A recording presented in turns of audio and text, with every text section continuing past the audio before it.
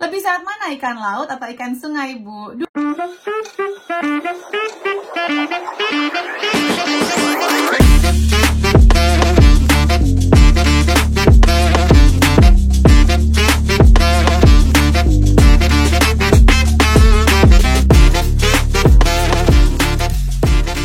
Kembali lagi bersama saya Debbie Jean-Marie, your favorite naturopathic practitioner dalam segmen Tanya Sehat Debbie.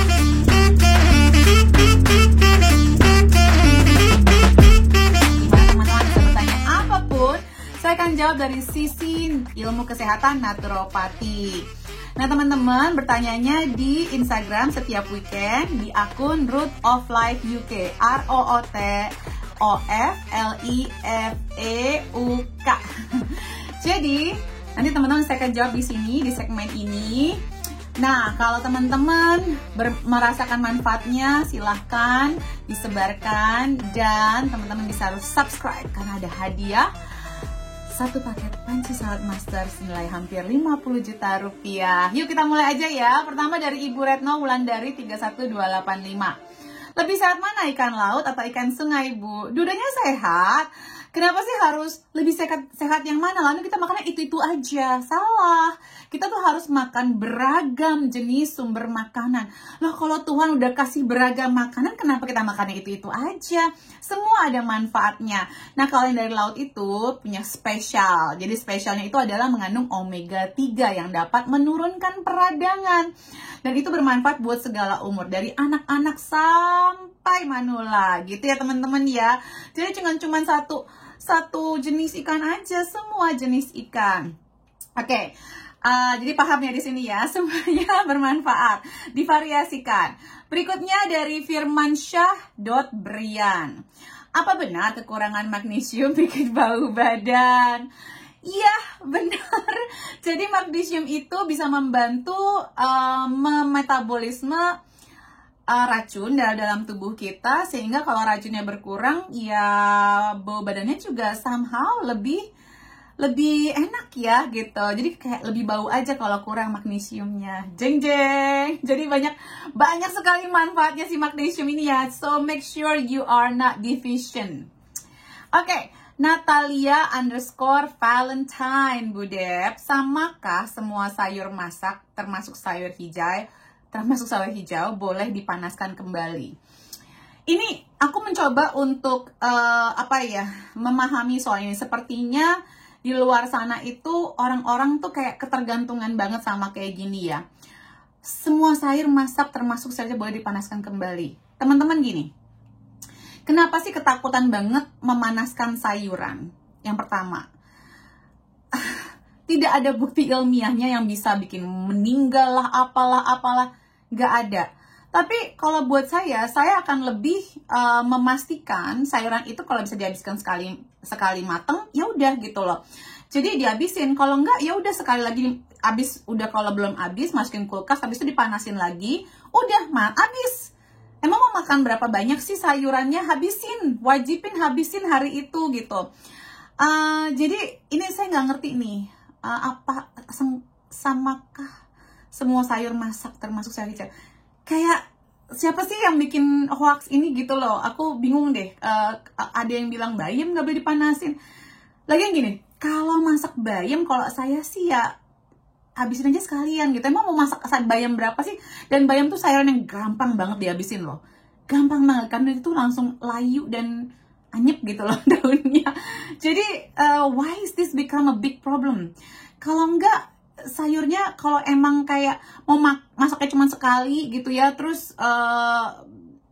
kenapa sih nggak di sayuran tuh kayak kalau aku sih tinggal di steam aja ya udah, jadi secukupnya aja aku makan udah gitu, atau nggak mentah.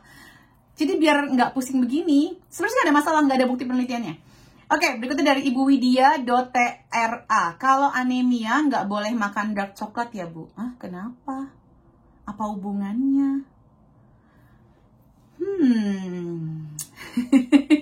Kenapa ya? Gak ada hubungannya sih, justru malah magnesium. Gak ada hubungannya. Ini aku nggak ngerti.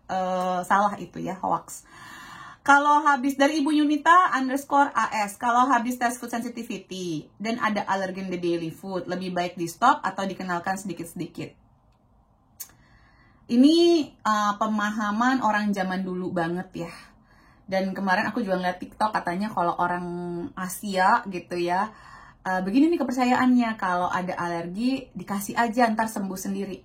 Sebenarnya bukan sembuh. Jadi kalau di anak-anak itu hypersensitivity, dibikin hyper, biar kitanya aware gitu ya, biar nggak gampang sakit. Nanti kalau dihantemin aja, rusaknya bukan di luar. Jadi reaksinya bukan di luar lagi, bukan kayak gatal-gatal atau batuk-batuk lagi, tapi internal. Saya adalah salah satu bukti nyata ya teman-teman ya. Dulu saya tuh punya alergi. Bisul, sampai pada satu poin tangan saya ini mau diamputasi karena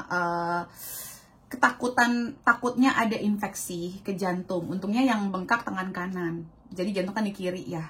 Dokter berusaha untuk akhirnya disedot dan itu berhasil ya dokternya saat itu ya. Nah, saya pun mengalami banyak sekali penyakit-penyakit peradangan kronis setelah saya growing up ya.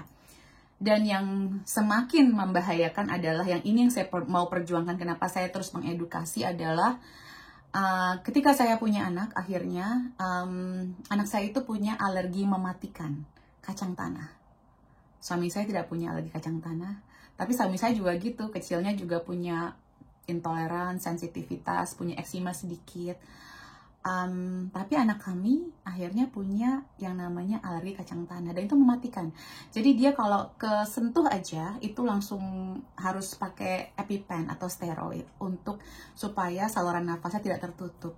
Dan untungnya saya tinggal di UK yang di sini ambulansnya punya peraturan untuk datang dalam waktu 2 menit kalau ada telepon anafilaksis. Nah, kenapa saya rajin mengedukasi di Indonesia? Saya nggak tahu kapan Indonesia punya vaskes atau ambulans yang bisa nyampe depan rumah pasiennya dalam waktu 2 menit. Dan kalau nggak dibuka pintunya bisa didobrak. Saya nggak tahu kapan. Jadi praktek seperti ini sebaiknya dihindari karena mungkin nanti jadi hyposensitif, meradangnya dalam. Karena bagaimanapun tubuh kita kalau sudah ada bilang alergen, ada sensitivitas, kecuali kita perbaiki dinding lambungnya, perbaiki dulu kemampuan metabolisme racunnya, baru nanti kita lihat lagi bagaimana ke depannya ya. Tapi kalau sudah ada alergen, sensitivity, there's so many other food. Kita tuh kayak mentok ya sama sayuran, makanan-makanan tuh kayak itu lagi. Kenapa sih kayak nggak ada makanan lain? Oke, berikutnya Ibu Titin _HTG. Bu Dep, apakah benar MPASI kalau terlalu banyak diberi sayur akan buat susah BAB bayi? Hoax. Capek aku ngomong ini ya. Ini oknum banget yang ngomong seperti ini. Sebenarnya berapa banyak sih sayur itu, berapa banyak gitu. Kalau teman-teman lihat ke WHO, teman-teman lihat ke Kemenkes RI. Jadi tuh porsinya tuh sama antara daging, sayuran, karbohidrat tuh equal, harusnya lemak itu equal. Jadi sama, misalnya 1 sendok, semuanya sama gitu. Jadi yang dibilang berapa banyak itu terlalu banyak tuh berapa? Coba didefinisikan kata banyak ini. Karena kalau kami di UK itu ya MPASI pertama justru sayur-sayuran yang dimulai gitu loh. Karena kan satu-satu, nggak langsung 7 bintang, 5 bintang gitu. Enggak, kasihan perut bayinya, diperkenalkan satu persatu loh makanan itu. Makanya disebut dengan MPASI, winning. Kita tuh pelan-pelan memperkenalkan makanan tambahan yang padat. Oke, biar nanti enzimnya bisa tercipta, jus pencernaannya juga bisa tercipta dengan baik, dan hubungan antara anak dengan makanan itu juga bagus, nggak ada yang namanya trust issue. Oke, berikutnya Ibu Yolanda Rusli, Bu Dep minta tips untuk mengurangi asma. Vitamin D-nya dites, zinc levelnya dites, tes food sensitivity-nya, karena kalau udah asma ini udah serius, hidup dan mati ya Bu ya. Karena Indonesia belum ada ambulans yang bisa nyampe dalam waktu 2 jam. 2 menit malah, bukan 2 jam. Terus kemungkinan besar Ibu tidak bisa makan protein hewani dulu. Atau kalaupun memang butuhnya mengharuskan makan protein hewani, itu bisa menambahkan digestive enzyme. Ya, optimalkan vitamin D, optimalkan zinc level. Terus jaga pola makan yang sehat, dan orang asma ini harus seger-seger makannya. Jadi kalau sayuran yang baru dipetik yang gitu, wah ini badan yang mahal. Jadi good luck, itu tips saya. Kalau mau ikutan kelasnya lengkapnya ada di Root of Life UK ya. Berikutnya Sylvia Ankili. Apakah suplementasi terlalu banyak nggak bagus untuk ginjal? Ini hoax banyak banget ya di luar sana yang mengatakan hal ini. Suplemen yang mana dulu? Jadi ya antara hoax dan benar atau gimana ya, aku bingung juga yang ngejawabnya ya. Suplemen yang seperti apa gitu loh. Suplemen itu terlalu banyak, dan ada yang produk farmasi yang sintetis. Nah itu memang bisa membahagiakan karena banyak zat tambahannya. Apalagi saya nggak pernah ya menyarankan, atau hampir nggak pernah saya menyarankan dalam bentuk kaplet atau tablet. Saya lebih ke kapsul atau cair. Kenapa? Karena kalau udah kaplet sama tablet itu suka banyak campurannya nih. Yang itu yang memberatkan fungsi ginjal kita. Dan juga kalau mau menambahkan suplementasi, mau yang food grade atau yang natural identical atau yang sintetis pun, kita minum air putihnya juga harus cukup. Nah ini harus diperhatikan juga, banyak orang yang minum air putihnya nggak cukup, nggak tahu berapa kebutuhan air putih dalam tubuhnya. Jadi ya udah fungsinya tuh udah banyak yang sumbatan dalam tubuhnya. Terus juga pola makan yang tinggi sekali protein hewani, karbohidrat olahan, karbohidrat yang sederhana ya seperti nasi putih, bihun, mie dan lain-lain ini. Yang manis-manis, minuman atau makanan yang manis-manis, yang dari produk ultra olahan, ini yang membahayakan ginjal. Justru kenapa nggak pernah dibahas yang kayak gini-gini? Suplementasi yang mana? Itu yang pertama kali. Jadi sebagai naturopat saya harus mengedukasi masyarakat ya soal suplementasi itu. Nggak ada yang, semua tuh nggak sama loh. Bahkan ada yang klaim, wah ini bagus dari Amerika lah, apalah the best lah, sampai bawain brosur ke saya. Saya terus terang saya bilang, pertama, saya tidak menyentuh MLM. Ya, yang kedua, banyak produk-produk ini yang mungkin 1-2 bagus, tapi karena brandnya ini, jadi orang-orang seakan semuanya bagus. Jadi ini harus, suplemen pun harus hanya di bawah pengawasan praktisi kesehatan ya teman-teman, terutama yang punya asuransi seperti naturopat. Atau saya nggak tahu kalau naturopat lain, kalau saya wajib. Oke, berikutnya. Efek dari Ibu Rizka Ratnasari, efek aluminium hidroksida yang ada pada kosmetik apa ya Bu? Dep. Oke, kalau ngelihat artikel-artikel umum dibilang aman, katanya tidak terserap. Yang pasti aluminium kalau di deodoran itu nggak aman kalau menurut naturopat.